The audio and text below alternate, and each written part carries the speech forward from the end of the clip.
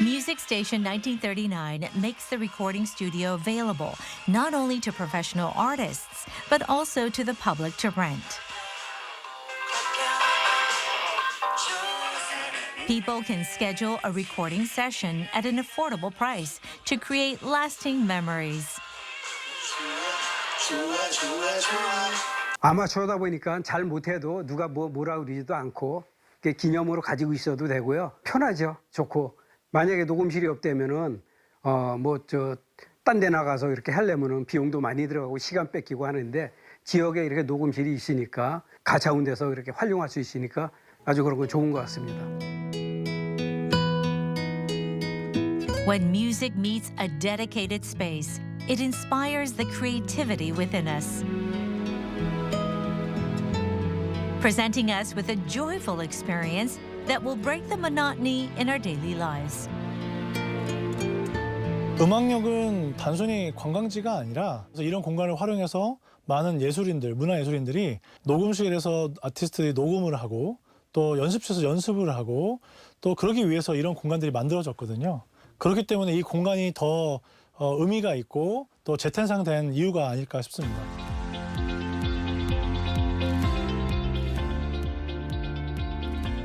For visiting artists, the Music Station 1939 offers accommodations so that they can focus on creating art or music.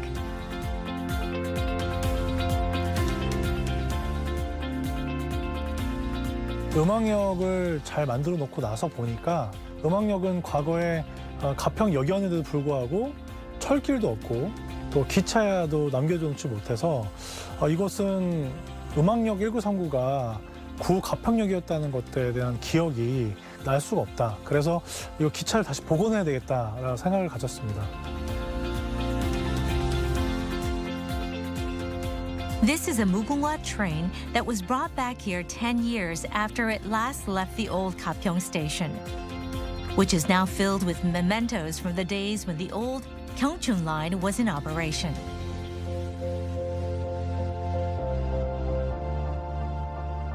The railroad tracks have also been restored to display the train that ran between Cheongnam Station and Namchuncheon.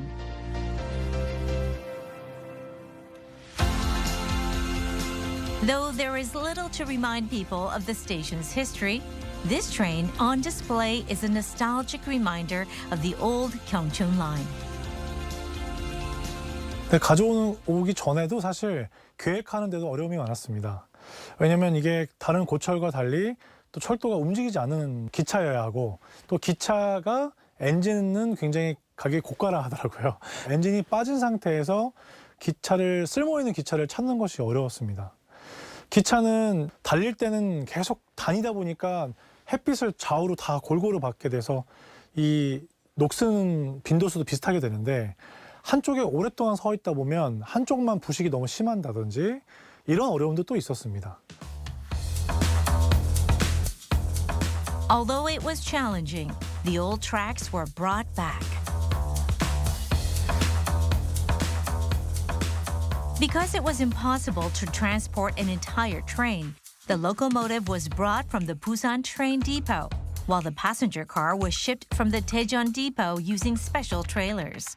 The whole job took a week.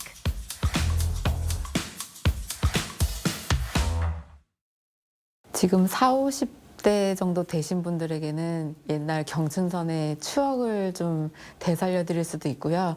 기차역을 모르는 MZ세대들에게는 여기가 이제 가평역이었다는 것을 알리고자 이렇게 기차 내부도 그때 당시에 가평군의 모습이 어땠는지도 이렇게 장식을 이렇게 해놨어요. 그래서 나 여기 있을지도 몰라. 거기 있는 사진들을 보면서요.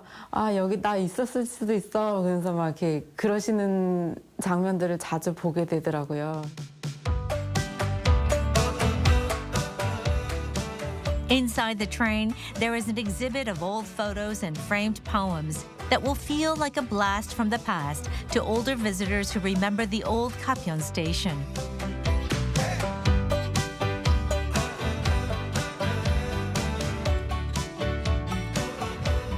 제가 여기 지금 와봤는데 제가 고등학교 다녔을 때 사진이 여기에 지금 딱 있는 거예요.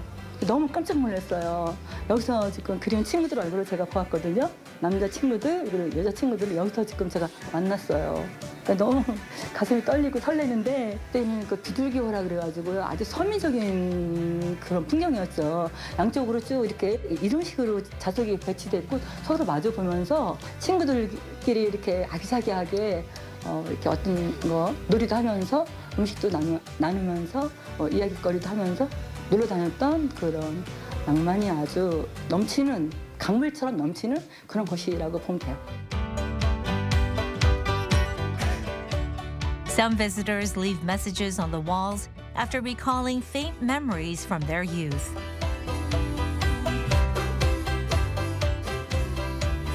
For some people, the exhibit evokes cherished memories, while for others, it triggers fun memories of traveling by train.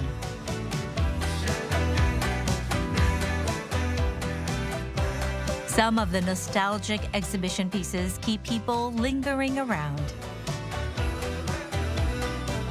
특히 주말만 되면 서울 쪽에서 젊은이들이 엄청 쏟아져 여기 내렸어요. 그래가지고 가평역이 굉장히 활기가 찼어요. 그때 그 시절이 오래전 이야기인데 어저께 일 같으네요. 또 가평이라는 데가 조그만 시골 도시였는데 그 음악역이 생기면서 가평 사는 분들이 그전에 모르던 문화 혜택을 많이 누리고 있어서 참 좋습니다. Not only is the music station a place for music, but it has also become a cultural space that appeals to a wide swath of generation, whether they are in their 20s, 30s, or 40s. For different generations, the place will offer fond memories or spark an interest in music and culture.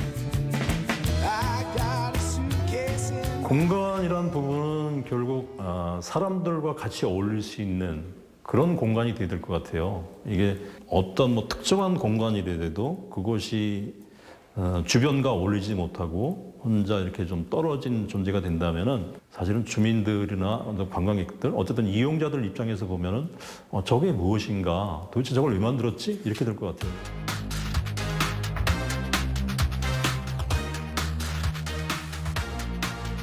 All people should get the chance to experience the joy of playing a musical instrument once in their lives. Music Station 1939 draws people into the charming world of music by letting them have an immersive music experience that goes beyond simply listening to songs and music. 제가 원래 가평에 그냥 친구랑 촌캉스를 하러 왔는데 이번에 숙소 앞에 보니까 음악역이 생겼더라고요. 그래서 한번 새로운 경험을 해볼까 하면서 놀러 왔는데 생각보다 시설도 재밌는 게 너무 많고 많은 악기들을 경험할 수 있어서 아주 좋은 경험이 됐었던 것 같습니다. What makes Music Station 1939 special is the opportunity for anyone to play an instrument of their choosing, such as the piano or drums, that will bring a new level of enjoyment. 이 교육체험실에 오면은 이렇게 다양한 악기들이 있기 때문에 음악역에 오면은 이러한 다양한 악기들을 누구나 체험을 할 수 있구나, 그러면서 음악과 좀 더 가까워질 수 있는 그러한 매개체가 되는 공간이라고 생각을 합니다. How about relaxing in a dedicated music listening room?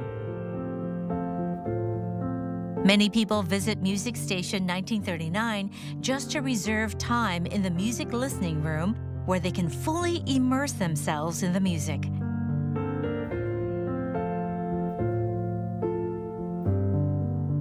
A place where you can unwind from your hectic life and find meaning in music.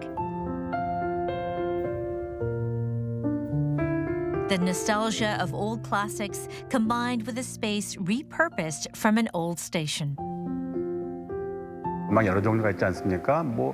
클래식도 있고 재즈도 있고 하다못해 팝송 트로트도 있는데 그러니까 더군다나 또 쉽게 접할 수 없는 그 재즈라는 장르를 선택해서 그 주민들한테 보여주고 공연해준 것에 대해서 대단히 좋다 생각을 해요. 그 많은 장르 중에서 좋은 음을 선택해가지고 또 우리가 또 살면서 지칠 때는 가끔 와갖고 멀티미디어도 가갖고 음악도 듣고 힐링도 하고 감상도 하고 이런 입장에서 주민 한 장에서 대단히 좀 뚜렷 자부심 느끼고 있어요.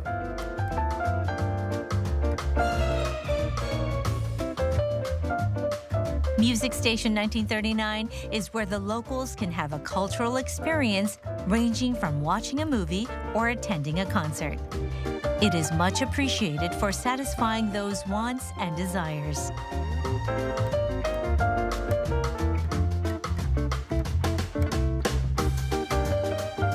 There is also a book cafe where people can relax with a book. It has an eclectic book selection, giving visitors another reason to come by Music Station 1939. 가평역 하면은 조금 뭐라 그럴까, 여기 조금 있죠. 예, 여기 좀 작고 뭐 그렇게 운치는 없었는데 이런 걸로 이렇게 했다는 게 너무 좋아요. 그러니까 문화적인 거를 많이 접할 수가 있죠. 공연을 많이 자주 하니까 공연을 보러 오고 또 저녁에 뭐 여름 같은 데는 좀 자주 하는 편이에요. 그래서 저녁 먹고 나와서 진짜 그 공연도 보고요. 그리고 또 뭐 영화관이 있으니까 뭐 바로바로 와서 뭐 내가 보고 싶은 영화 볼 수도 있고요. 좋은 점 많죠. 이거 생긴 것부터는. An experience heightened by the special space in which it takes place and what Music Station 1939 delivers upon. It gives a rich experience with a healthy dose of nostalgia thrown into the mix. It is this transformation of a train station that has created a special space. 앞으로 좀 더 우리 음악력과 관련된 그 GSL 공연이라든지 또는 피크닉 콘서트 이런 것들을 좀 더 세분화시켜서 프로그램을 다양하게 운영을 하고요. 또 관련된 콘텐츠도 좀 마련을 해서 주민과 관광객들이 좀 더 즐길 수 있는 그런 좀 장소가 됐으면 좋게끔 하고요. 또 음악과 관련돼 가지고는 좀 더 홍보를 많이 해서 여기 오게 되면은 2박 3일이라든지 일주일 체류하면서 작곡이라든지 그걸 통해서 여기서 연습도 하고 녹음도 할 수 있는 이런 특화된 공간으로 좀 더 각인 좀 시켜서 그분들이 많이 좀 올 수 있게끔 이런 공간이 됐으면 좋겠습니다. No longer serving as a train station as it did in its former days, the Cultural Center has now embarked on a new chapter filled with music and the arts. Transitioning from moving passengers and goods to its current purpose of spreading culture and the arts, Music Station 1939 is fully committed to its mission.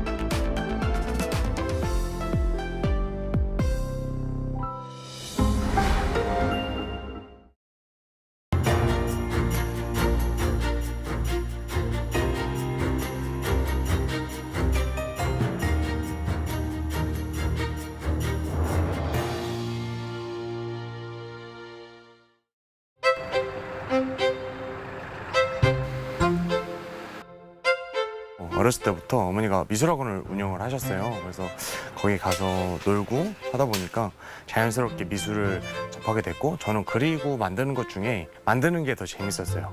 그래서 이제 도요카 입학해서 다양한 재료들을 경험을 해봤지만 그중에서도 물레성형 기법에 굉장히 매료가 됐고 이 기법을 평생 하면서 하면 행복하겠다는 생각이 들어서 도자기를 계속 하게 되었습니다.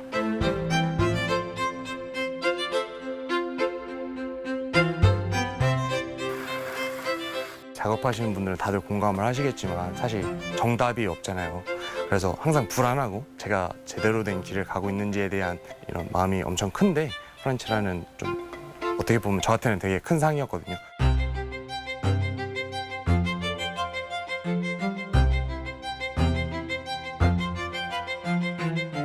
제가 잘하고 있다고 도닥여주고 제대로 길을 가고 있다고 확신을 주는 것 같아서 저한테는 되게 의미 있는 지금까지 작업을 할 수 있는 원동력이기도 해요.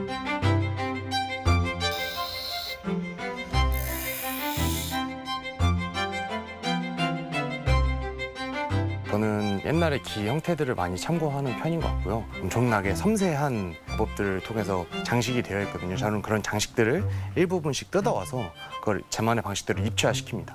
원래는 기라는 형태 자체가 실제로 사용하기 위해서 만들어졌잖아요. 그 공간을 저는 어떻게 하면 더 흥미롭게 보여줄 수 있을까? 그래서 제가 집중했던 부분이 창인데요. 건축에서도 창을 내부와 외부를 잇는 통로 또는 매개체라고 많이들 이야기를 하잖아요. 저는 그 부분에서 영감을 받아서 그 창의 의미를 형태에 접목시키게 되었습니다. 그래서 요즘에는 이제 설치 작업도 많이 하는 것 같아요.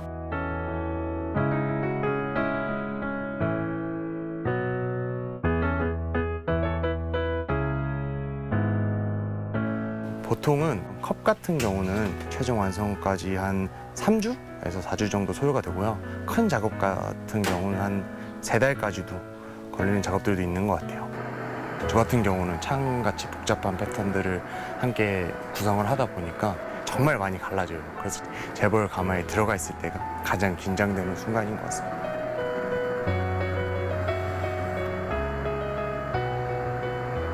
사실 공간이라는 것이 볼 수도 없고 만질 수도 없는 어떠한 무형의 어떤 것이잖아요. 그거를 이제 빛이나 그림자나 무형의 어떤 요소들을 활용해서 같이 공감할 수 있는 작업을 하고 싶습니다.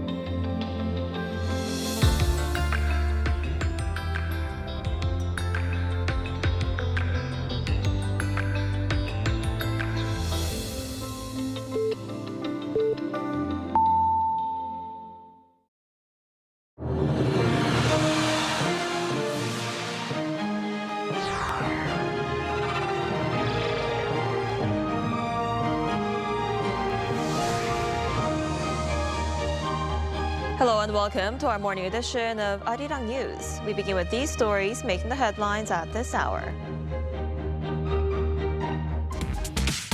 The number of employed people in South Korea stood at nearly 28 million last month. This is an increase of 108,000 on year, but it's a significant slowdown as it marks the smallest growth in 13 months. The Health Ministry announced its plan to gradually raise the medical school quota over the next 5 years by an average of 668 seats per year, starting in 2027. But doctors groups say the measure falls far short of providing a real solution to shortages in regional and essential healthcare. South Korean figure skater Cha Jun-hwan ranked 6th in the men's single short program, earning him a season-high score. This secures his place in Friday's free skate, where the top 24 competitors will compete for medals. We begin this morning with South Korea's job market that hit a speed bump to start the year. The number of employed people grew by just over 100,000 in January, the smallest increase in 13 months.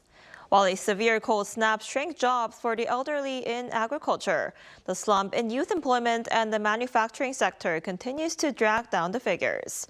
Our Kim Do-yeon reports. The latest employment data shows South Korea's job market is cooling rapidly. According to the Ministry of Data and Statistics on Wednesday, the number of employed people stood at 27.98 million in January, an increase of 108,000 on year. This is a significant slowdown compared to previous months, marking the smallest growth since December 2024. By sector, the health and social welfare and transportation industries saw job gains. In contrast, the agriculture and public administration sectors shed jobs. Freezing temperatures reduced activity in the agriculture, forestry, and fishing sectors, which saw jobs plummet by 107,000. This directly impacted older workers. While jobs for those aged 60 and above did increase by 141,000, it was the smallest rise for that age group in 5 years. As for the rise in unemployment among those aged 60 and older, officials attribute this to a mix of seasonal factors, specifically the cold snap, and delays in the start of government-subsidized senior job programs, which left many older people waiting for work. But weather isn't the only factor. Core industries remain weak. Manufacturing jobs fell by 23,000 and the construction sector shed another 20,000 jobs, continuing a long streak of decline. Young people are also finding it harder to enter the workforce. The number of workers aged 15 to 29 dropped by 175,000, and the number of people simply resting without seeking work rose by 110,000. This aligns with separate data showing a hiring freeze at major conglomerates. A report by CEO Score reveals that Korea's top 500 companies actually cut their total workforce by over 6,700 last year. More than half of these major firms reduced their headcount. The polarization is distinct. While CJ Olive Young and SK Hynix added thousands of jobs riding the K-beauty and semiconductor boom, traditional giants struggled. LG Electronics and retail leaders including E-Mart and Lotte Shopping cut thousands of positions, and even Samsung Electronics saw its workforce shrink by over 1,000. Kim Do-yeon, Arirang News. The Health Ministry has announced a finalized plan to expand medical school admissions, a move that's facing strong backlash from doctors' groups. The government says it will gradually raise the quota over the next 5 years, but the medical community says the measure falls far short of providing a real solution to address shortages in regional and essential healthcare. Our An Sung-jin explains more. South Korea has finalized its medical school quota increase after a prolonged dispute since 2024. The government has put forth a 5-year plan to increase medical school admissions starting from the 2027 academic year to address regional and public healthcare shortages. Following a meeting by the Health and Medical Policy Deliberation Committee on Tuesday, the Health Ministry says that enrollment will, on average, increase by 668 students per year from 2027 to 2031, adding up to a total of 3,342 students over the next 5 years. The government is emphasizing that it's a gradual increase to avoid strain on medical education. The committee has decided to implement the medical personnel expansion in stages, taking into account medical school education capacity, as well as the establishment of public and regional medical schools. All additional places will be allocated to 32 medical schools outside the capital region and will supplement the regional doctor track, which requires graduates to work in their hometown for 10 years in an effort to strengthen local and essential healthcare services. The ministry said it will provide full support through residency and regional settlement. Compared to the previous administration's plan to add 2,000 students annually over 5 years starting in 2024, the scale of the current expansion has been reduced to roughly 1/3 of that. The Korean Medical Association criticized the plan immediately during an emergency press conference. It argued that the government's workforce projections lacked a basis. The stated purpose of expanding medical school quotas was to address shortages in regional and essential healthcare, but the measures discussed so far fall short of providing a real solution. There seems to be no significant change from previous proposals. The expansion of medical school quotas has been the source of intense conflict between the government and doctors since 2024. But with university-specific quotas to be finalized in April, following a review by the Education Ministry, all eyes are on how the medical community will resolve lingering issues. 안성진, Arirang News. South Korea's Unification Minister Chung Dong-young has expressed regret over a recent Pyongyang drone incident, marking the first such statement by a senior government official. Speaking at a Catholic Mass at Myeongdong Cathedral in Seoul on Tuesday, Chung said he conveyed deep regret to North Korea for the incursion. He noted that investigations effectively confirmed that drones were sent to the north by civilians. Chung also claimed that in October 2024, under the Yoon Suk-yeol administration, the military sent drones to North Korea 11 times to provoke a response. He called the moves reckless and dangerous, warning they nearly led to war. The minister urged restoring the September 19 inter-Korean military agreement and halting hostile aerial activities to prevent further tensions.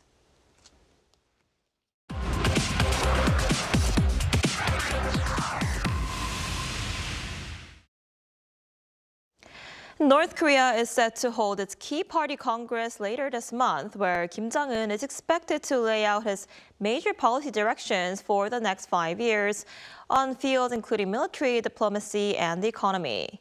For more on this, we're joined today by Professor Mason Ritchie, Professor of International Politics at Hankuk University of Foreign Studies. Professor Ritchie, thanks for joining us this morning.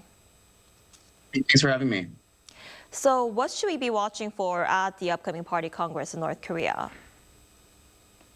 Yeah, so these party congresses, which Kim Jong-un has sort of reinstituted, and this being his third one now, 7th, 8th, and 9th party congresses after a long period when his father did not hold them, as traditionally was the case, now provide a chance to see a sort of moment when North Korea's party leadership, and obviously Kim in particular, sort of take stock of where the country is, where it has come over the previous 5 years, and then looking forward to the next 5 years.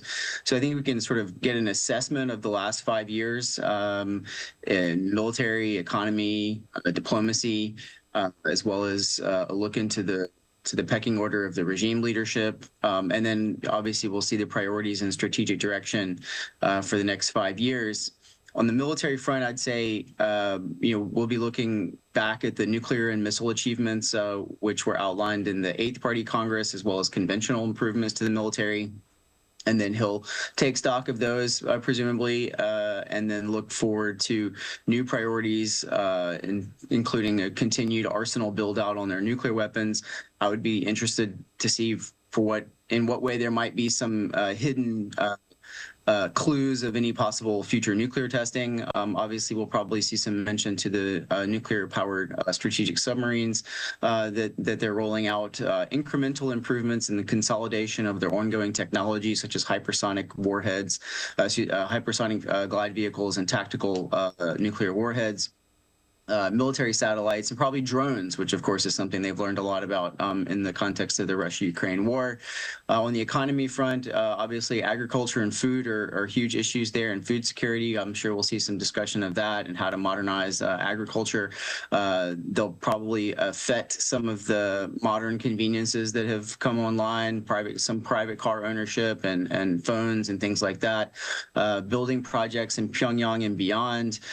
For instance, the Pyongyang Arirang General Hospital, and then amenities such as the ski resorts and water parks and things like that. So I think there'll be a re-emphasis on self-reliance. I'd be interested to see if there's any discussion of trade, and then diplomacy. North Korea is going to get into how self-reliant it is, the difficult international environment, and I think that we'll see a sort of continuation of the diplomatic line, which has become increasingly hard-edged over the last 5 years.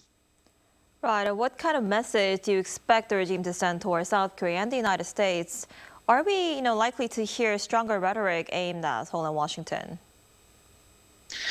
Yeah, so for South Korea, it's entirely possible that South Korea goes more or less unmentioned explicitly. It might well be ignored. That's been a tactic that North Korea has taken towards South Korea quite regularly in recent years. I think we might see presumably a restatement of the evolution of North Korea's policy towards South Korea in terms of South Korea now being considered an implacable, hostile state and an enemy, and it might be worth seeing whether or not the Workers' Party of Korea changes some of its bylaws and some of the language in its party documents with respect to, for instance, unification, because there are still some mentions of that sort of thing in party bylaws and in party documents, which are not really in accord so much with the rhetoric and the sort of official line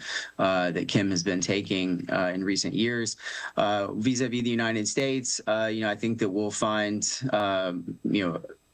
at best, probably some type of mention that the door for discussion is open, with the subtext being if and only if the United States somehow recognizes North Korea as a pure nuclear power.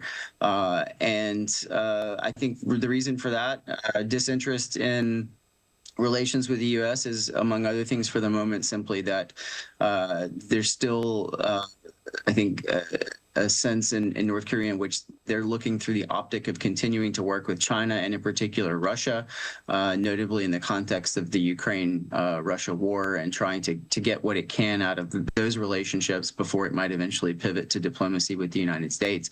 I'd also be interested to see perhaps to what degree Japan comes in for some attack. The Rodong Shinmun just published another editorial banging on Japan for its evolution of what Korea calls its hostile policy. So Japan might come in for some attack from North Korea as well.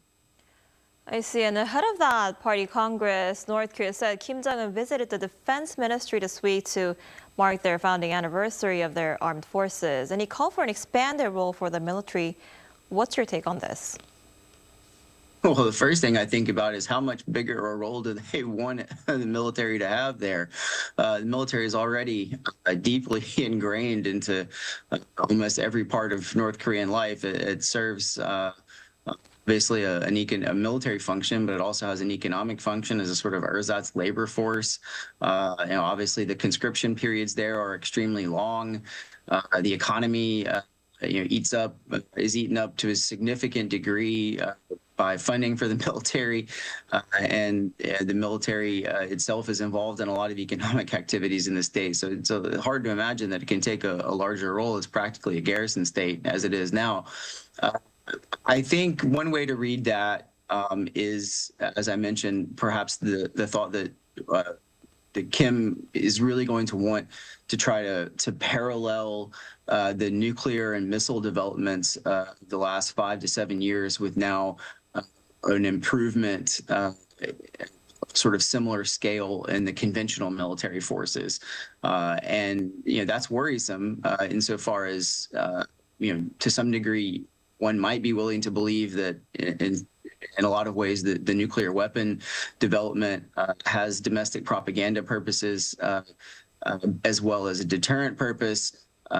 But if you start talking about improving your conventional military, that might actually be for operational use. And of course, here the worry would be that North Korea might be emboldened to use an improved conventional military for some types of attack across the border or along the northern limit line in the Yellow Sea. Right, I see. All right, Professor Rich, I'm afraid that's all the time we have for today. Thank you so much for your insight this morning. We appreciate it. Great. Thank you for having me.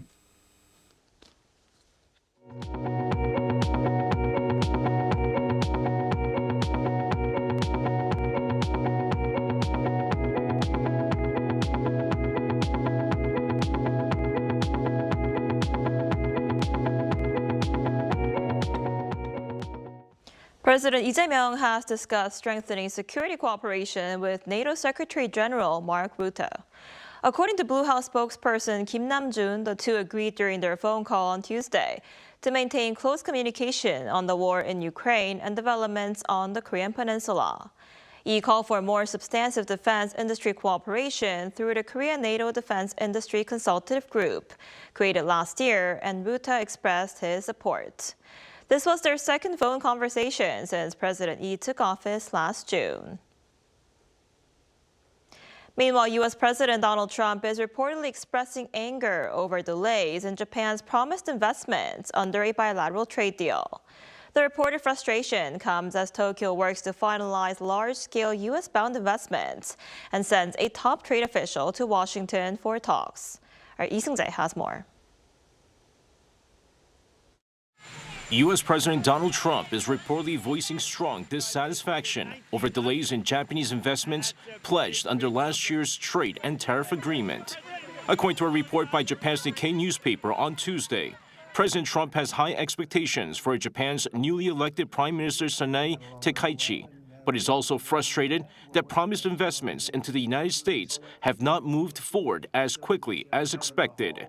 The report says Washington privately communicated to Tokyo that the president is furious over issues with Japan, even before he publicly expressed support for Takaichi on social media. At the center of the dispute is a pledge by Japan to invest $550 billion in the United States as part of last year's tariff deal. U.S. Commerce Secretary Howard Lutnick reportedly told President Trump that the first round of investment plans would be finalized by the end of 2025. However, the Nikkei reported that the sheer scale of the projects has slowed planning and coordination. The initial target to reach a concrete agreement was the end of January this year, but that deadline was pushed back to the end of this month. President Trump is set to view the delay with suspicion, reportedly claiming that Japan may be intentionally slowing negotiations. Despite the report, Prime Minister Takaichi has reaffirmed that the U.S.-Japan alliance remains strong and unchanged. Regarding my upcoming meeting with President Trump, we will reaffirm the unshakable unity between Japan and the United States and further advance Japan-U.S. cooperation across a wide range of fields, including diplomacy, the economy, and security. Tokyo appears to be moving to ease tensions with Japan's economy, trade, and industry minister Ryosei Akazawa, who oversees tariff negotiations, set to visit the United States this week. Kyodo News reports that Akazawa is expected to meet Commerce Secretary Lutnick during the trip, with talks likely to focus on investment timelines and ways to keep the bilateral trade relationship on track. Lee Seung-jae, Arirang News. The investigation into South Korean e-commerce giant Coupang has confirmed that more than 33 million user accounts were exposed in the company's recent data breach. Our Cho Young-eun reports. According to the Ministry of Science and ICT on Tuesday, the names and email addresses of 33.67 million users had been leaked from the company's system, which is far more than the initially reported number of 4,500. Officials warned that the actual number of victims could be even higher, as Coupang users often register delivery details for family members and acquaintances. It has been confirmed that the hackers accessed delivery list pages containing names, phone numbers, delivery addresses, and partially anonymized shared entrance passwords. A total of 148,056,502 times. According to the Joint Public-Private Investigation Team, attackers gained access to Coupang servers by exploiting vulnerabilities in its authentication system and were able to bypass normal security procedures by forging digital access passes.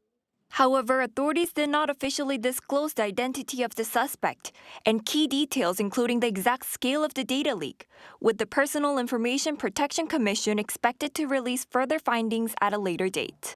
Meanwhile, the investigation team said no secondary damage resulting from the breach has been confirmed so far. According to the ministry, Coupang will be fined for its delayed reporting and placed under formal investigation for failing to preserve key evidence, despite earlier government requests. The ministry said Coupang became aware of the breach at 4 p.m. on November 17, but did not report it to the authorities until 9:35 p.m. on November 19, far exceeding the legally mandated 24-hour reporting deadline. Under South Korean law, such delays are punishable by fines of up to 30 million won or approximately $20,000. Coupang will also be subject to a separate investigation as web access logs for a 5-month period in 2024 and application access records from late May to early June 2025 were missing. The government will instruct Coupang later this month to submit measures to prevent similar breaches and will inspect their implementation between June and July. 조영은, 아리랑 뉴스.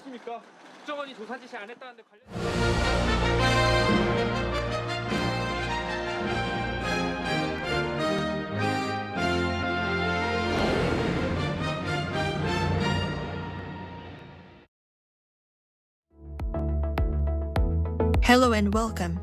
I am your AI sports correspondent Arirang. This section features AI-generated content and scripts, bringing you the latest news from the Olympic Winter Games Milano Cortina 2026. Here are our top stories. South Korean figure skater Taejun Hwan advanced to the free skate competition after placing 6th in the men's singles short program on Tuesday at the Milano Ice Skating Arena.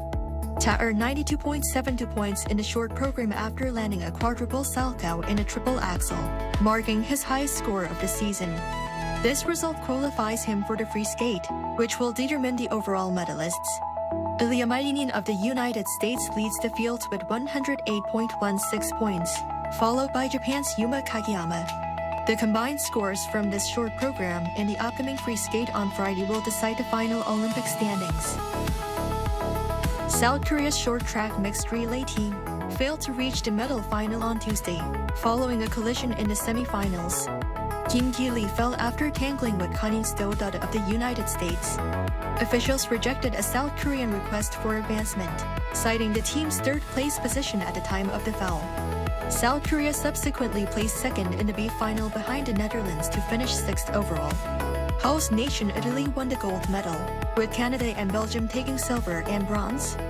Following a day of recovery and training on Wednesday, Korea's short track squad will return to the ice on Thursday for the women's 500-meter and the men's 1,000-meter. The International Olympic Committee on Tuesday banned Ukrainian skeleton racer Volodymyr Heraskevich wearing a helmet featuring images of athletes killed in the war with Russia. The IOC ruled that the tribute violates Rule 50 of the Olympic Charter, which bans political demonstrations. Although the committee offered a black armband as a compromise, Heraskevich stated he will wear the helmet during Thursday's competition in Cortina. Arianna Fontana, Italy's most decorated Winter Olympian, added to her medals on Tuesday by leading the host nation to gold in the short track mixed relay. This victory marks Fontana's 12th career medal across 6 Winter Games. Italy finished the 2,000-meter race at the Milano Ice Skating Arena in 2 minutes 39.019 seconds, coming ahead of Canada and Belgium. The win moves Fontana within 1 medal of the all-time Italian Olympic record held by fencer Edoardo Mangiarodi. She returns to the ice this Thursday for the women's 500-meter quarterfinals. Before we head out, let's look ahead. Appearing now on your screen are the current medal standings and the upcoming schedule for the Olympic Winter Games Milano Cortina 2026.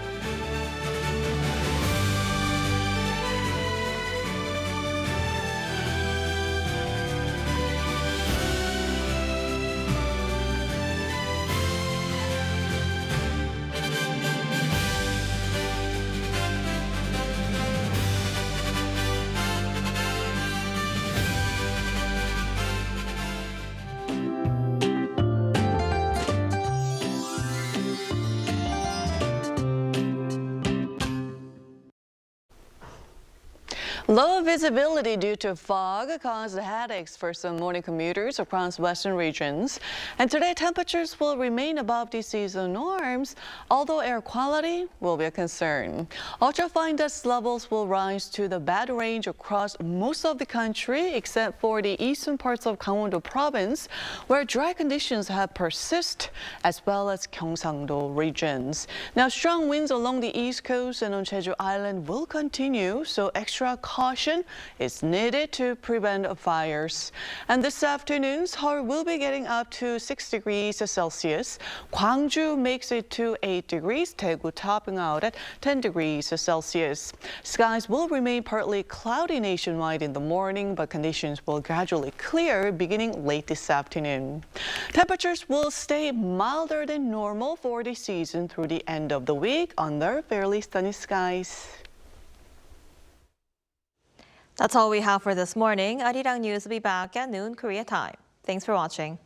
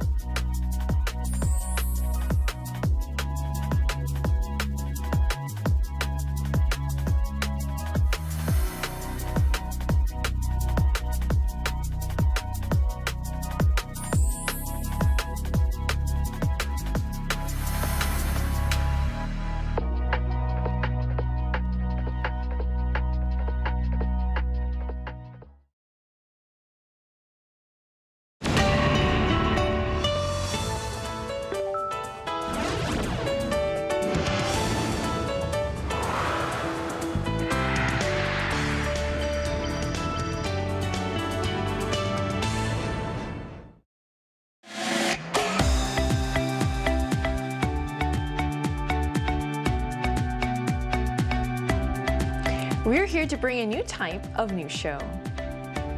New insights, new styles, and new topics every day. We are News Generation. Bringing news just for you is Wednesday, February 11th here in Seoul. I'm Isujin, and this is News Generation. Joining us today is Moonju. Good morning. Good morning. Also, Brooke is with us. Hello, happy Wednesday. Happy Wednesday, and both are here to speak on behalf of people in their 20s and 30s.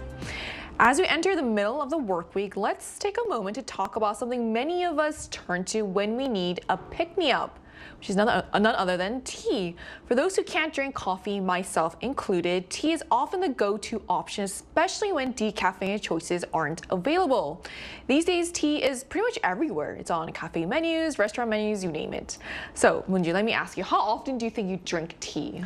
Actually, last year, the matcha craze absolutely swept through the Gen Z and millennials demographics, and I count myself among those enthusiasts with a particular penchant for matcha lattes and ice cream, which I had it yesterday. Oh, a true fan. Yeah. However, I also gravitate toward the herbal teas like chamomile whenever I feel guilty about drinking too much caffeine and too much coffees, because I often drink more than like 2 cups of coffee a day. So like when I feel guilty, I go to herbal teas.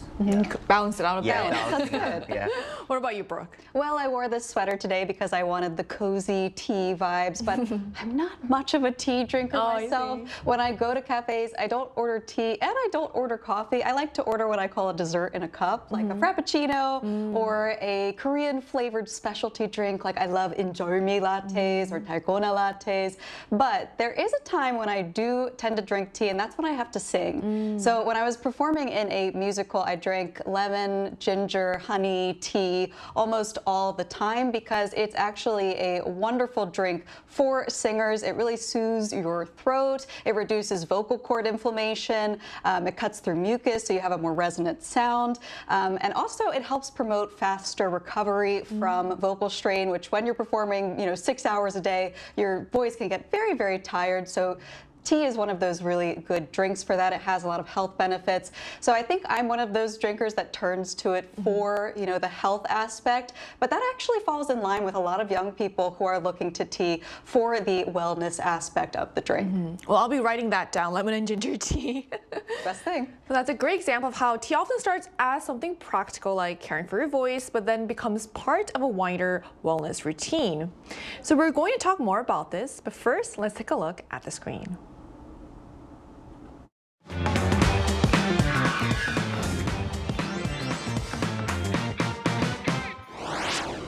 It used to be coffee that people turned to when meeting friends or coworkers for a drink. But now tea, once seen as something more closely associated with the older generation, is gaining just as much popularity. Along with it, tea gatherings are also on the rise. Today on News Generation, we take a closer look at what happens at these tea gatherings, Korea's unique tea culture, and how it compares to tea traditions in the West. As we just saw in the video, tea is no longer just a quiet traditional drink. It's becoming a lifestyle choice, especially among the younger generations. So how has this impacted the tea sales, and how are young people driving the recent boom in tea culture, Moonju? Yeah, these days, South Korea's tea market has been in a steady upward trajectory. If you take a look at our screen here, the market size expanded from approximately 1.09 trillion Korean won in 2020 to 1.34 trillion won in 2022. Finally reaching approximately 1.58 trillion won in 2024. The driving force behind the surge is undoubtedly the MZ generation. This trend has been significantly amplified by global icons who resonate deeply with the 20s demographic. Superstars like Blackpink's Jennie, Dua Lipa, and Zendaya have shared themselves drinking teas on social media, acting as a major catalyst for this lifestyle shift. According to data from Starbucks Korea, tea beverage purchases among customers in their 20s jumped by 20% year over year. Considering that overall growth rate for the tea category was just 8%, the response from consumers in their 20s is effectively 2.5 times more intense than the market average. I think seeing celebrities do something actually really helps with sales as well, so I can see why. And these numbers really show how strong that shift is, especially among people in their 20s, which makes me wonder, why is tea suddenly so popular among young people especially? Well, we hear this a lot. I think young people these days are really focused on self-care and health, and so they value drinks like tea over alcohol, carbonated drinks, or really highly caffeinated beverages. And that shift towards healthier beverages is clear in the market overall, as we just heard, and we're seeing tea drinks are diversifying in flavor and form in order to match this trend. But the other thing that resonates with young people is the fact that they love an experience. And these days, as you're seeing on the screen, it's not just a drink, it really is a full-fledged, aesthetic, beautiful cultural experience that you can have, and people are flocking to it. According to a community report, newly started tea tasting meetups last December increased about 250% year on year, and this just shows how active tea culture is becoming amongst young adults. And additionally, people are starting to trade tea utensils and tea leaves so that they can have these Asian-style tea ceremonies. They're very social media worthy, right? They're very gorgeous to look at, so people are purchasing more of those utensils and sets and kind of just participating more in this as a cultural activity and a lifestyle experience rather than just a drink. Right, and it makes sense, especially because there is a huge focus on wellness. And as I mentioned in the beginning, I also like to drink tea because I can't usually drink coffee. So then that makes me wonder, so what do people actually do at these tea gatherings? All right, so, previously, these MZ generations often forged social bonds or alcohol, I think, and the MZ generation has now shifted its networking hub to the cafe, and here we have it. Tea gatherings, tahui, are a perfect extension of this cultural pivot. In these sessions, a host demonstrates tare, which is a traditional tea etiquette, and serve the guests personally. So unlike the standard cafe experience where you receive a single large beverage at once, these gatherings offer a curated tasting journey. 3 or 4 different varieties of tea are brewed in succession from a small teapot and served in petite cups, reminiscent of soju glasses, offering just a sip at a time. To amplify the experience, the tea is often paired with traditional refreshments such as hangwa, dried fruits, and rice cakes. Looking at the footage really makes me want to experience this myself.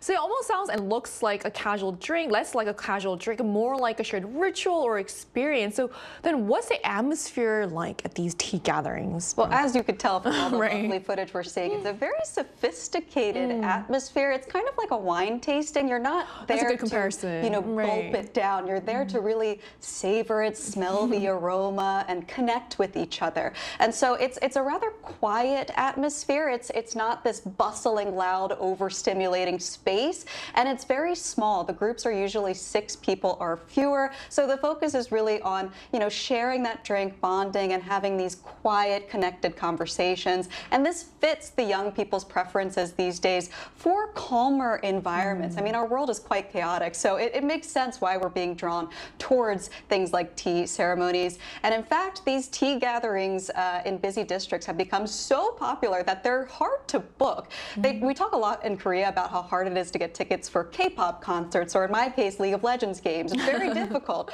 But apparently, this trend has even spawned the phrase tea-ketting, because getting tickets for a spot at these tea events is actually quite difficult. So if you do want to experience this, make sure you get in there quickly, because there has definitely been a shift. Tea culture now is all the rage. It's a very active part of people's social lives. People are asking their friends, hey, do you want to go to this tea gathering with me? Like you would ask someone, do you want to go to a movie? It's now a part of young people's lives. And I can attest to tea ticketing being a real thing, because they also have these tea gatherings or these tea experiences at traditional palaces actually in Korea. And I've tried for 3 years, failed each time, so I can attest to this.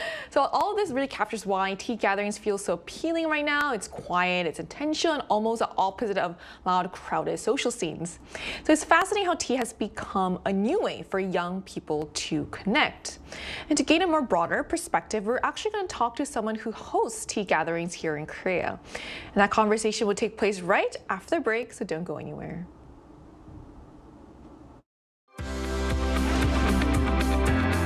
NewsGen wants to hear from you. Go to YouTube and search out channel Arirang News.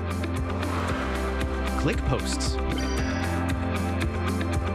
and cast your vote in the poll. Make a new type of news with us. Joining us today is Chaeyeon-ji, a tea blending expert who organizes various tea-related events and gatherings. Hello, thank you so much for connecting with us today. Hello, everyone. Thank you for having me today. Nice to meet you. Nice to meet you too. So, Hyunji, what first drew you to tea, and what made you decide to continue your tea journey? What first drew me to tea was actually a very personal struggle. About 6 years ago, I was going through a tough time and I couldn't have any caffeine. A friend gave me a caffeine-free tea sampler, and I was immediately fascinated by how different ingredients created such unique flavors and stories. What made me continue this journey was the incredible creativity I found in the Korean tea scene. At the time, tea courses were becoming popular in Korea, offering very unique drinks. For instance, imagine a garlic milk tea inspired by the Korean foundation myth, or a perilla leaf tea aid. It was so unexpected and exciting. This endless diversity is what kept me hooked and why I still enjoy a cup of tea every single day. Yeah, I see. As a tea gatherings host yourself, what are they like, and what can people expect there? As a host, I focus on the story within the tea. For example, if we're tasting Korean black tea, like this, I don't just talk about dry theories. Instead, I share the story behind its development, why it was created, and what makes its production unique compared to other teas.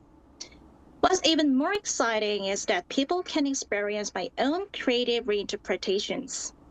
I often serve tea blends or new tea-based drinks that I've developed, so guests can discover how a single tea can transform into something entirely new. You can expect to learn and taste these stories step by step. But the most special part is the connection. Even though many guests come alone and are from different age groups, they often leave as tea friends, or what we call Tao in Korean. By the end of the session, they're exchanging Instagram handles and making new friends. I think this is why my gatherings are popular. In adulthood, it's not always easy to make new friends, but tea acts as the perfect medium to open up and share our tastes honestly. In fact, many tea brands today position tea as a bridge between people, and that's exactly what happens at my table. Oh, that's really beautiful. And thank you so much for bringing the products to show us and the pictures. I can really feel your expertise and your love for tea. So my last question for you is, for beginners, what are the benefits of tea and which tea do you recommend? I know it might be hard to pick just one. People often focus on the health benefits of tea, but for me, the biggest advantage is the expansion of one's interests. There are so many varieties of tea out there. I started with simple herbal infusions, but now I'm at the point where I direct order teas from tea gardens all over the world, like this. My interest has also expanded into teaware, like this. It's beautiful. And even pairing tea with food or alcohol to find the best flavors. Since last year, I've even been brewing my own kombucha, like this, and studying aromatic compounds. That one tea sampler a friend gave me has enriched my life so much. Thanks to tea, my life is becoming more and more colorful. For beginners, I highly recommend Korean soup cha, mugwort tea, My absolute favorite is the mugwort tea from Hadong. It has a rich body with a sweet flavor, almost like white chocolate. And because it's caffeine-free, anyone can enjoy it. As you know, matcha is incredibly popular worldwide right now. In Korea, we also process mugwort into a fine powder, just like matcha. It has the lovely bittersweet taste, but without the caffeine, making it a perfect alternative. You should definitely try it.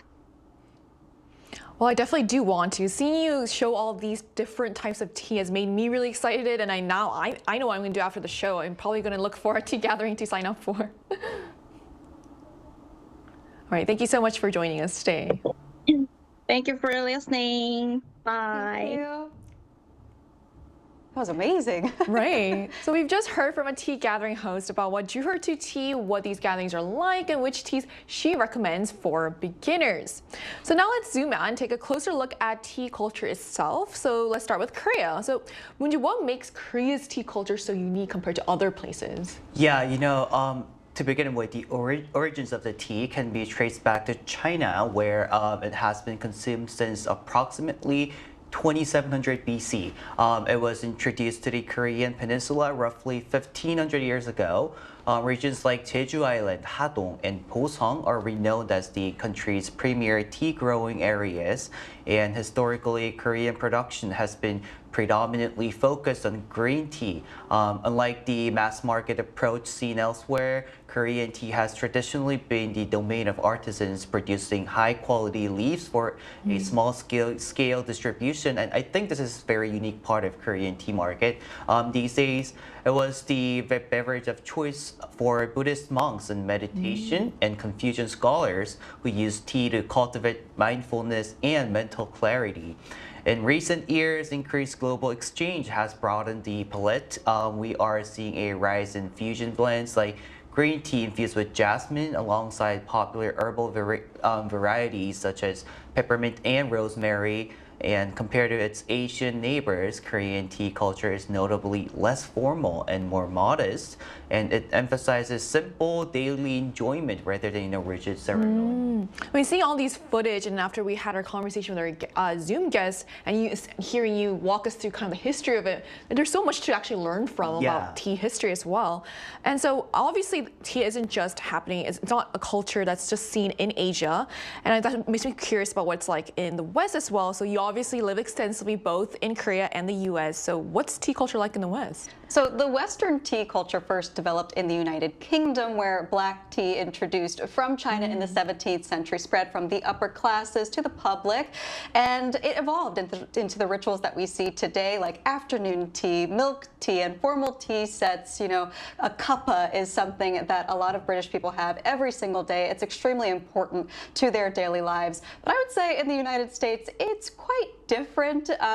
Tea followed a different path in my country, and that's namely because of the Tea Act and the Boston Tea Party. It almost became unpatriotic to enjoy tea back then, so coffee became the dominant drink in America, and tea doesn't quite have the same ceremonial flair as it does in Asian countries. Instead, Americans tend to prefer iced tea if they drink tea. That's my mom's favorite drink at any restaurant, but a British person would probably look at that and think that is sacrilegious, that tea is meant to be hot and enjoyed and savored, the aroma, the flavor, and iced tea is kind of just watering it down is what they would probably say. But everyone likes their tea in a different way, and I think we're going to see tea become more popular in the United States as this whole, wellness culture continues, and interest in global tea traditions has also grown. I mean, it is quite interesting how tea in the West developed more as a social ritual with an emphasis on presentation. And so with these different traditions in mind, let's now look ahead. So do you think tea's popularity is just a passing trend, or do you think it's here to stay, Moonju? Oh, I think it's gonna stay a while.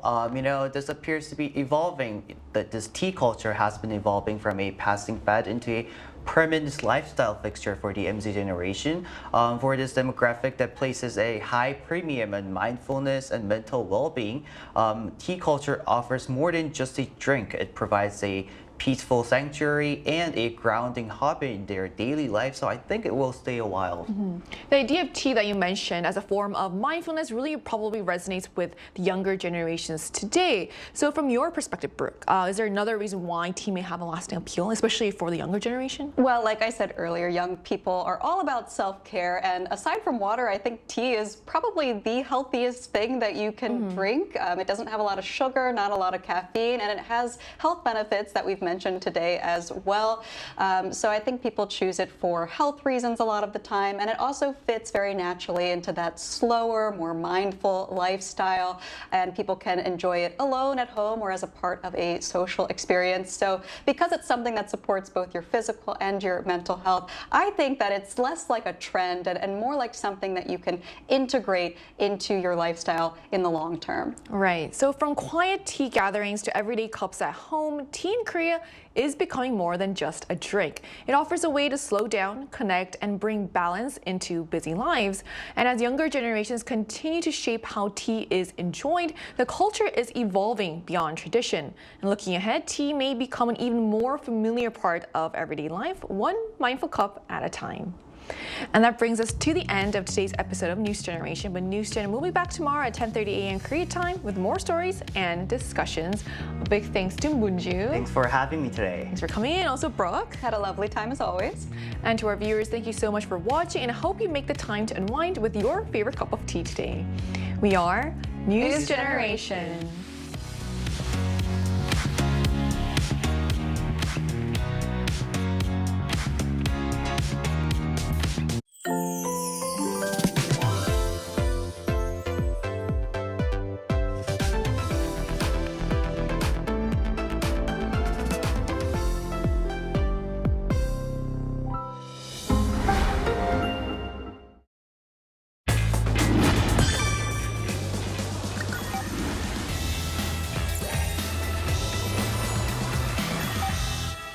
Curious about what's special about K-content?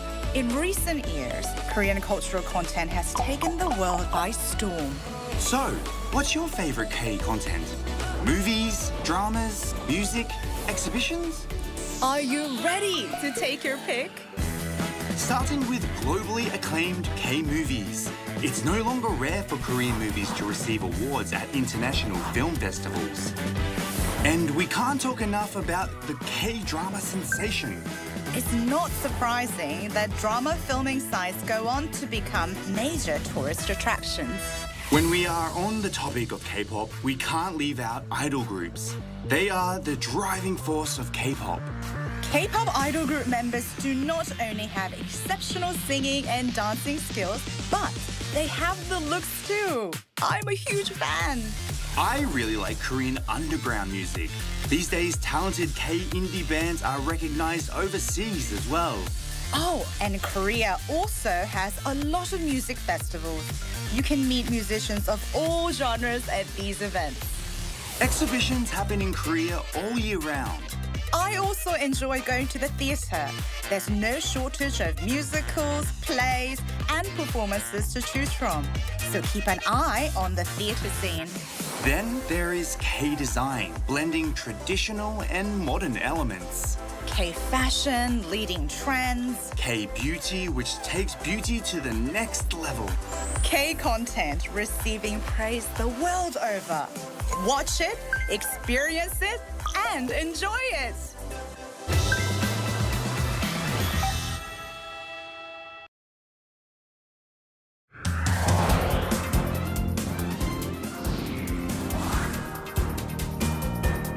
From breaking news in South Korea to stories from around the world, we're here to bring you the news that matters. Truth, clarity, and impartiality. And that's what we uphold in a fast-changing world. We go beyond the headlines, offering depth, context, and perspective.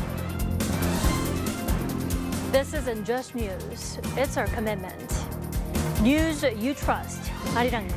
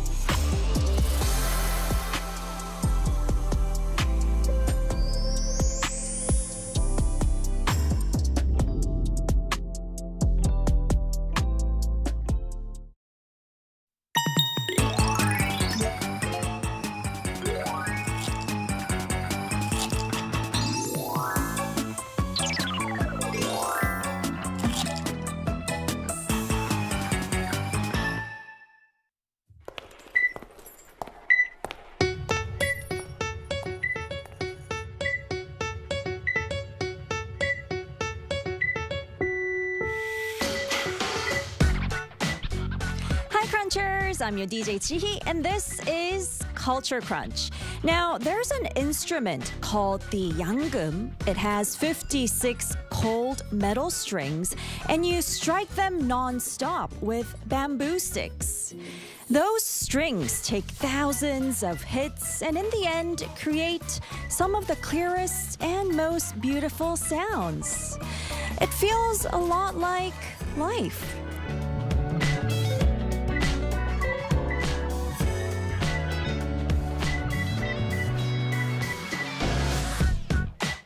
Well, we get hit by the cold, rough world, but inside, we're growing a warm, deep voice of our own. Still don't get what I mean?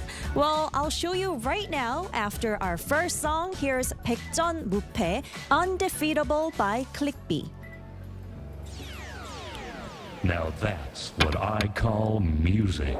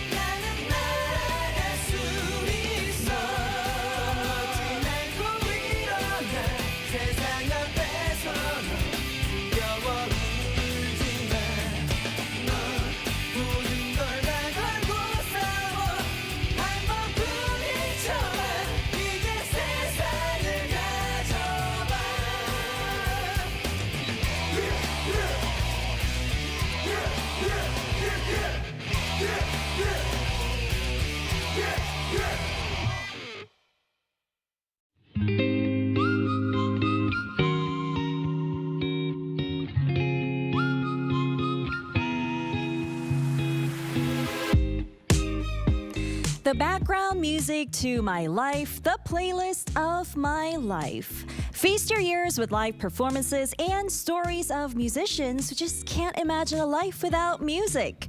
This is Tune In Time.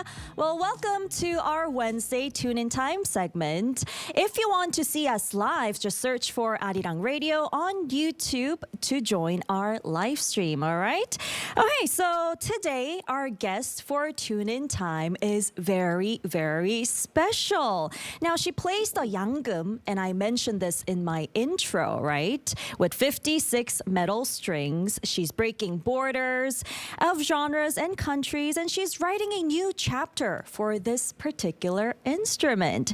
Now, please welcome yangum player and president of the International Yangum Association, Yoon Eun-hwa. Hello and welcome. 어서 오세요. 네, 안녕하세요. 네, 반갑습니다. 오늘 와주셔서 너무 감사해요. 아유, 아닙니다. 되게 불러주셔서 바쁘시다고 감사합니다. 들었는데 아니에요. 너무 영광이고요. Can you please say hello to our crunchers? 먼저 인사 한번 부탁드릴게요. 네. Hello everyone. My name is Yoon Eun-hwa. I am a Korean yangum player. Thank you. Yeah, that's great. That's great. Thank you so much for that English introduction. So, Crunchers, that was Yoon Eun-hwa. Eun-hwa, she is the Korean yangum player. And I told you what yangum was a little bit in the opening, but we'll talk about it a little more with Eun-hwa later on. All right, so how have you been, Eun-hwa? 요즘 어떻게 지내셨나요? 요즘 이제 계속 강의를 열심히 했어요. 네. 이제 한국에서도 강의하고 외국에 가서도 강의를 하고 오다 보니까 조금 목소리 상태가 좋지가 않습니다. 그러니까요. 지금 네. 목이 잠기셔가지고 네. 이렇게 그 와중에도 저희 프로그램 나와주셔서 너무 감사합니다. 아닙니다. 이거 끝나고는 좀 쉬실 수 있는 거예요? 네, 잠시 휴식 시간을 가지려고 합니다. 다행이다. All right. So Eun-hwa has been doing a lot of lectures, classes in Korea and overseas as well. And that is why her voice is cracking right now. And despite that, she's here to join us on Culture Crunch. Thank you once again.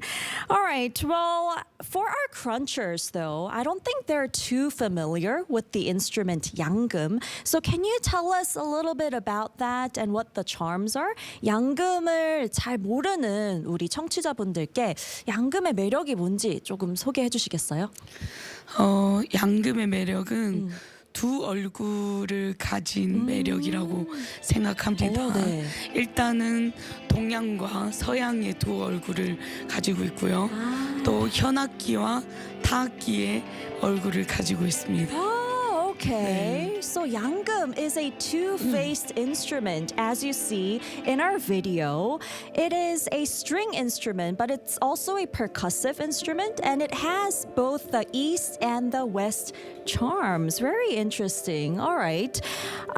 So you also call it 서양금 as well because it's from the west, right? 서양에서 왔다고 해서 서양금이라고도 부르는 걸로 알고 있는데, 네, alright. So 어떻게 그러면 이걸 시작하신 거죠, 양금? 흔한 악기는 아니잖아요, 전통 악기 중에서도. How did you start? 어렸을 때는 피아노를 했었어요. 근데 이제 제가 새끼 손가락이 좀 짧다 보니까 그 영향을 받지 않고 손 영향을 안 받는 타악기에 이제 관심이 갔거든요. 그래서 타악기 종류이면서 현악기인 양금을 하게 됐습니다. 하긴 피아노 치려면 뭔가 손가락이 길면 유리하다 이런 말들이 있긴 하잖아요. 맞습니다. 네. So they say when you want to play the piano well, it's better for you to have like long fingers, but for Eun-hwa, she had a pretty short pinky finger, and she played piano when she was young, but she didn't want to get affected by that when she was playing the instrument, and she found out that there was the yangum, which is a percussive instrument that you played with bamboo sticks. Very interesting. 그럼 그렇게 어렸을 때 시작을 하셨고 한국에서 양금 연주자로 활동하게 된 계기가 또 특별히 있을까요? 우선은 뭐 양금을 연주하니까 양금으로 활동을 하고 있고 타악을 대학교 때는 타악을 전공을 했는데요. 어렸을 때부터 양금을 주전공 양금이었기 때문에 양금을 조금 더 한국이나 세계적으로 우리의 악기를 좀 알리고 싶다는 생각이 들었었습니다. 아, 오케이. 그 사이에 뭐 다른 거를 해보고 싶은 생각은 없으시고 오직 양금이셨던 거죠? 타악기를 그래서 많이 다루고 있습니다. 아, 다양한 타악기를. Okay, so Yuna has started playing yanggum when she was young, and because it's a Korean traditional instrument, and because she majored in percussion instruments, she plays a lot of different percussive instruments as well. But she wanted to really help people worldwide, as well as the people in Korea, to better know this instrument called yanggum. All right, so I heard that Eunhwa, you have perfect pitch, by the way, because you learned music since you were really young. You listen to so many different music and you have that perfect pitch. So I want to test you a little bit. 절대음감이시라고 또 들었거든요. 네, 지금 그런지는 모르겠습니다. 지금은 모르겠. 근데 어렸을 때부터 음악을 하셨으니까 4살 때부터라고 아까 저희 시작 전에 잠깐 들었는데, 그래서 많은 음악을 듣다 보니까 그런 절대음감이 생기셨다라고 했는데 테스트 좀 해봐도 될까요? 아, 네. 알겠습니다. 그러면 저희 음을 주실 거예요. 그러면 그 음이 어떤 음인지 한번 맞춰주세요. 네. Alright, are you ready? 네. Okay, so let's listen to the sound. 파도 B 플랫 레. 정말요? 네. 어떻게 그렇게 빨리 나온 사운드를 그렇게 바로 맞추시죠? 뭐 와, 너무 신기해요. 아닙니다. 다시 한 번만 들려주실 수 있으세요? 네. 와, 이거를 어떻게 듣고 바로 한 번에 맞추세요? 뭐 계속 듣다 보면 너무 신기해요. 저 항상 부러웠거든요. 저도 예전에 대학교 때 밴드 활동을 했는데 거기서 한 친구가 절대 음감인 거예요. 그래서 뭐만 치면 다 맞추더라고요. 근데 이걸 눈앞에서 또 보니까 너무 신기하네요, 나티. All right. Wow. So she was able to actually get that correct. But I want to see one more. 그럼 하나만 더 혹시 내봐도 될까요? 네네. 너무 신기해서. 오케이. 좀 전에 근데 파도 시래인 것 같기도 하고. 파도 시래. 네네. 파도 시 플랫 레? 시래였죠. 맞나요? 네. 맞았다고 합니다. 네. 다시 한번 다른 거 하나 더 들려주시죠. 다른 거 하나 더 해볼게요. Let's try one more. 네. 도샵 솔 시미. 도샵 솔 시미. 맞나요? 와, 맞다고 감사합니다. 합니다. 다행이네요. 와, 딩동댕. 너무 잘하시는데요? 어떻게 그런 귀를 가지고 계시죠? 와우, amazing. 예전보다는 너무 못 듣고 있는 것 같아요. 아, 요즘은. 그러세요? 그래도 저희보다는 훨씬 뛰어난 음감을 가지고 계신데요. Alright, well, I wish I would have those ears so that I can understand perfect pitch as well. But let's move on to your story now. Thank you for sharing your talent with us. 한국에서 이제 양금을 하게 됐을 시기에 뭔가 양금이 흔한 악기는 아니니까 크게 느꼈던 벽 같은 것도 있었을 것 같거든요. Was there any like barrier when you were or playing the 양금 in Korea? 일단은 양금이 전통 양금은 지금 그 제가 하고 있는 양금보다 좀 더 작거든요. 그러다 보니까 이제 전통 양금에는 반음계도 들어있지 않고 옥타브가 한 옥타브 반 정도밖에 없으니까 어찌 보면은 내 크기 차이에서도 굉장히 많이 나고 치름계밖에 없습니다. 그래서 표현을 할 수 있는 게 좀 한계가 있는 반면에 개량 악기는 음정이 많거든요. 그래서 악기를 개량을 했습니다. 그래서 직접 개량을 하신 악기를 오늘 연주를 하시는 거죠, 그러면? All right, so the traditional yangum, it doesn't have that many octaves, so you can't really play that many sounds on it. But Eunhwa actually modified or improved the instrument to have more strings and octaves so she can make more sound, which is amazing. 근데 이걸 개량을 직접 한다는 게 쉬운 과정이 아닐 것 같거든요. 어떻게 하는 거죠? 한 20년. 네?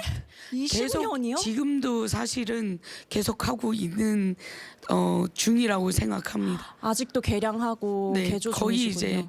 이제 음역이나 그런 거는 다 이제 고정이 되는데요. 뭐 그 안에 있는 부품이라든지 계속 이제 기술이 발전을 하잖아요. 그래서 그런 것들은 좋은 기술이 있으면 또 채택을 하기도 합니다. 이게 양금을 그냥 보통 아는 사람이 아니고서야 할 수 없는 것 같아요. 네. Wow, that's amazing, Eunhwa.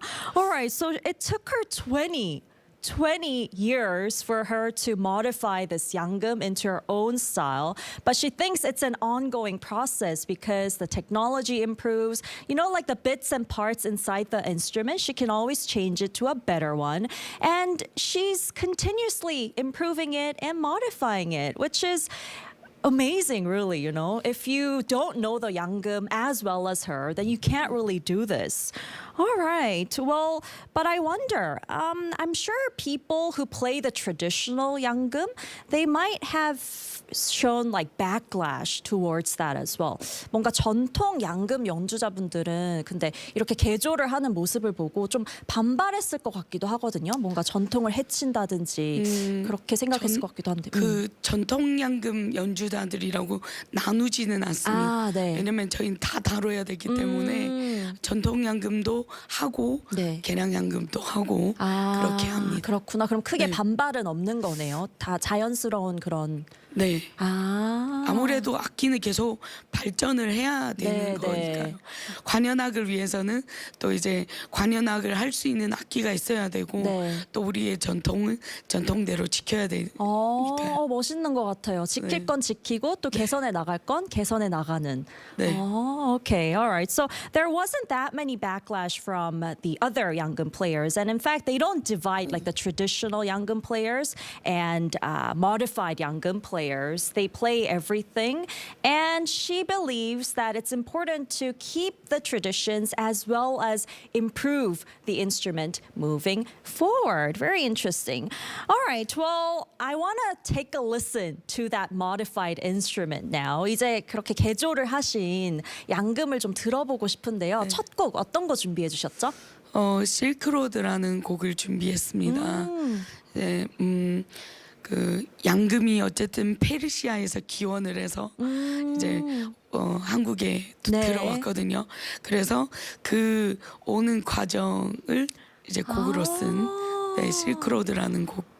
그럼 들으면서 양금이 이렇게 오는 과정을 한번 상상해 보도록 하겠습니다. So she's prepared for us Silk Road because Yangum is from Persia originally. She is gonna play Silk Road, the road in which Yangum traveled from that country all the way to Korea. All right. Well, do listen to her live together. We'll be back after our program listening guide, and do add a lot of comments when she plays. All right. We'll be back. Stay tuned.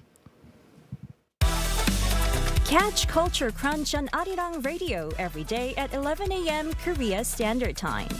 Tune in with the Arirang Radio app, which you can download from your app store or watch us on Arirang TV. If you're in the Jeju area, tune to 88.7 in Jeju City, 88.1 in Seogwipo City, or 101.9 in the Daejeong area. If you're in Busan, listen on BEFM 90.5, and in Kijang, Noksan, Cheongwan, tune in to 103.3. You can also join us live on YouTube. Just search Arirang Radio K-pop. Miss the show? Don't worry. You can catch the radio rerun every day at 2 a.m. KST. And don't forget, we've got our exclusive weekend episodes on Saturday and Sunday at 11 a.m. KST only on Arirang Radio. Send us your messages and song requests anytime through the Culture Crunch Send Messages board at arirangradio.com or email us at culturecruncharirang@gmail.com. Now let's keep crunching.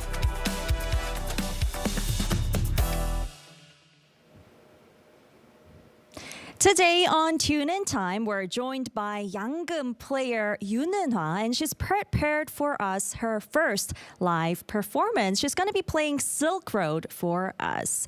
Now, it seems like she's ready, so do enjoy the live performance with me and leave a lot of comments in our live chat as well, okay?